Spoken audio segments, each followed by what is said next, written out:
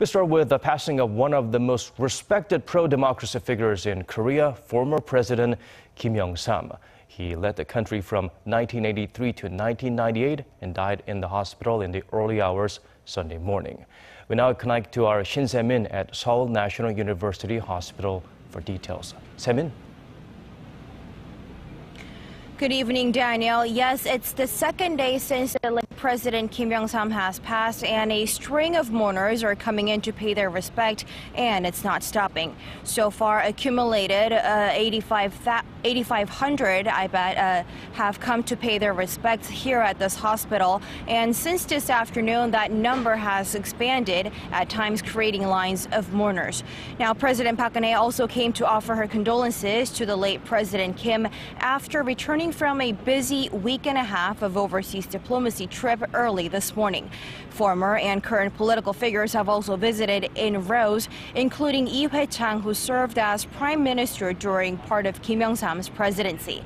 And U.S. Ambassador to Korea, Mark Lippert, and renowned business figures, including LG Chairman Koo Bo-moo and Samsung Electronics Vice Chair Lee Jae-young, also came by.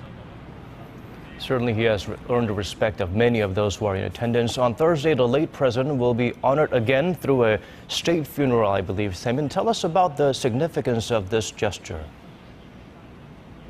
That's right. The former president, and now the late president, will be given a state funeral. Now, that was decided by this cabinet meeting late Sunday afternoon. And in fact, Kim will be the first former president to be given a state funeral since the State Funeral Act was revised last year, November.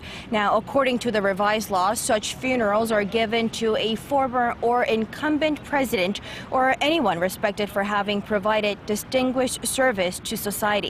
Now, unlike other funerals where the mourning period is 3 days, the period for a state funeral is 5 days.